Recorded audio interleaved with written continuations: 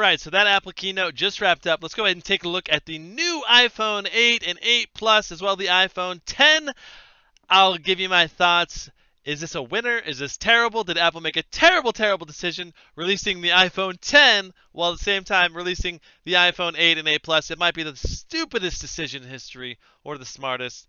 Let's go ahead and get into this. Here we go. Okay, so the iPhone 8 and 8 Plus, they both have upgraded 12 megapixel cameras on the back. They now all feature optical image stabilization. That's pretty awesome. Probably one of the biggest upgrades here is they now have wireless charging because they switched up the back so that it is laser welded copper and steel structure with glass. And now that allows for wireless charging. I think the aluminum before interfered with that. Is this going to be durable? That's the real question, because now we're switching to even more fragile phones. Like the iPhone was fragile before, and now we're slapping another pane of glass on the back half. I mean, that seems like a terrible idea.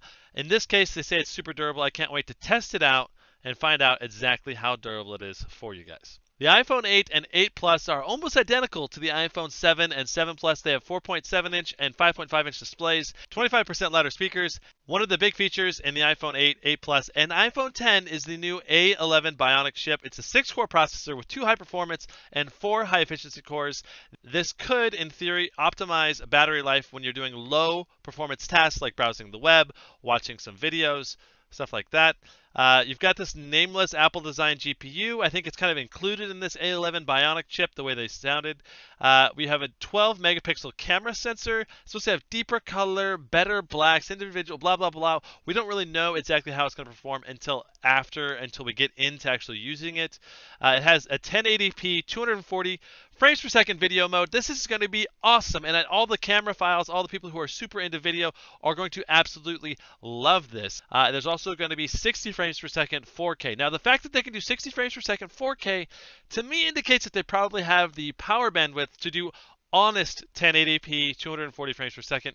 In the past, the slow-mo mode on the iPhones really weren't even 720p. It was more like 540p. It was very blurry and fuzzy, but it worked and it was pretty cool. But if this is 1080p crisp 240 frames per second, I am so excited. The new A11 chip is supposed to be good with assisted reality gaming. It's basically like tabletop stuff where you look through your phone at a table and you can see a game being played, and you might be able to play with that with your friends. It could be really cool. I have to try it out for myself. There's been previous assisted reality gaming with cell phones before. I don't know if this is going to be that much better. It probably will be. It's hard to say.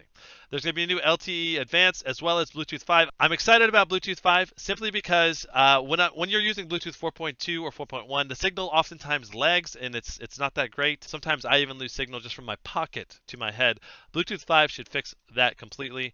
The iPhone 8 will have 64 gigs and 256 gig. There's only going to be 2 models, so cutting out the middle model. Moving on to the iPhone 10.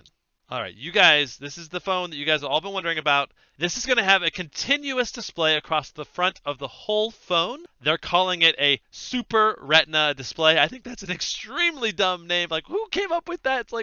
It's like a Marvel, silly bad guy name, like the Super Retina display.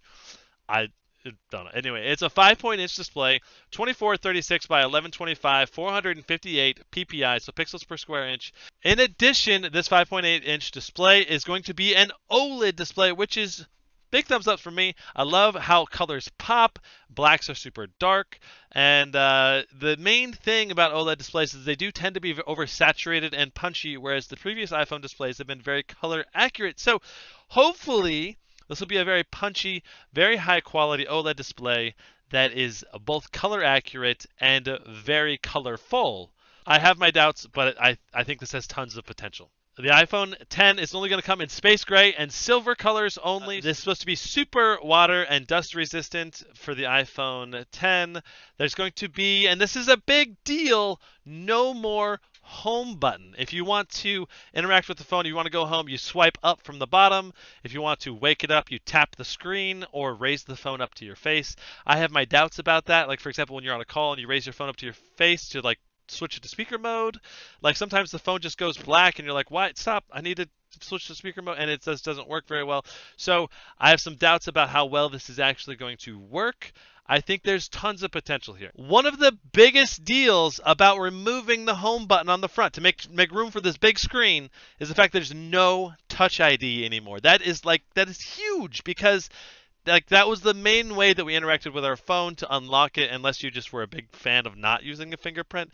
And so now you either use a code or you use the new system called Face ID. Face ID uses a true depth camera system, which includes an infrared camera, a flood illuminator, a DOT projector, and a front camera to basically detect the shape and size and depth of your face to identify you as an individual. I think this could be really cool, and I think this could work really, really well. Now, I have some doubts. For example, if you have a twin, could your twin unlock it? As well as, what if you have, you change your face in some major way? Like, if I have this beard, I remove my beard, now I can no longer get into my phone. Or if I get a haircut, can I no longer get into my phone? Do I have to recalibrate it every time I change something about my face? I think that's pretty likely. Now, it's supposed to adapt and learn over time because, as we age, our face does change.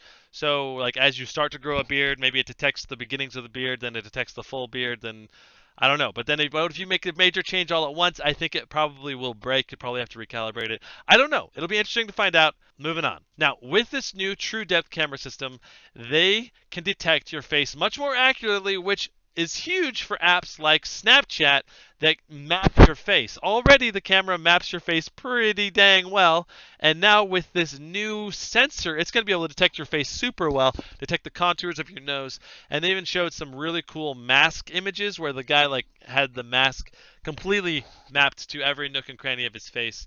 I think it'll be really cool. I think it'll probably work really well. It does use the same 12 megapixel sensor, I believe, but it does have better apertures on the iPhone 10. The front camera with the true depth camera is supposed to be also great for selfies, and there is this new portrait mode that does apply to the iPhone 8, 8 Plus, as well as the iPhone 10.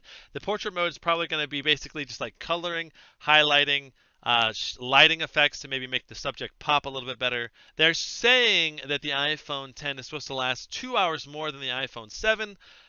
I have my doubts. I think that most likely what they're doing is to make room for that display, and other things are probably decreasing the battery size. I don't know yet. I'll have to see the technical specifications later.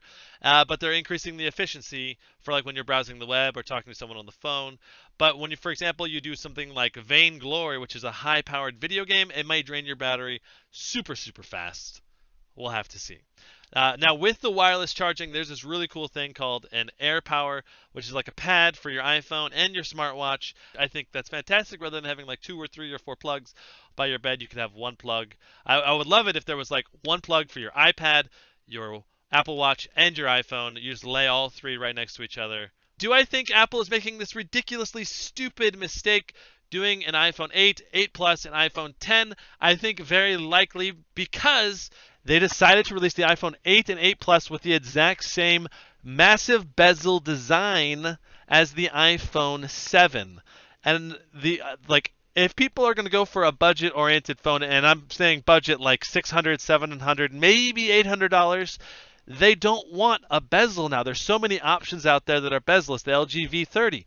You've got the Samsung Galaxy S8, the S8 Plus. All of those are going to be cheaper than the iPhone 8 and 8 Plus. And they're going to be bezel-less. And then in order to get the bezel-less display on the iPhone 10, you're going to have to fork out $1,100. I mean, I don't see people buying the iPhone 10 unless they have a very high budget. And I don't see people buying the iPhone 8 or 8 Plus at that price point because you can get bezel-less Android phones. I think this might be the downfall of Apple overall. I love the innovation. I think there's a massive advances in design, but they're asking too much money for something that Samsung and LG are offering at much lower prices. So basically, there's going to be Apple fanboys like me who are going to buy it, and basically maybe a few people are going to save up to buy it, but the vast majority of people are not going to be buying the iPhone 10. They're going to go with the S8 or S8 Plus if they want a bezel-less thing. And if they don't want a bezel-less thing, they're going to go for an iPhone 7, which is going to be much cheaper. So I think both of these phones are going to sell fairly poorly, which is not going to reflect well on Apple. But time will tell. I could be totally wrong. I'm very interested to find out. What do you guys think? For more tech breakdowns, creative durability tests, awesome slow-mo, be sure to subscribe and sign up for notifications. We'll see you next time. Brandon, out. Woo! はい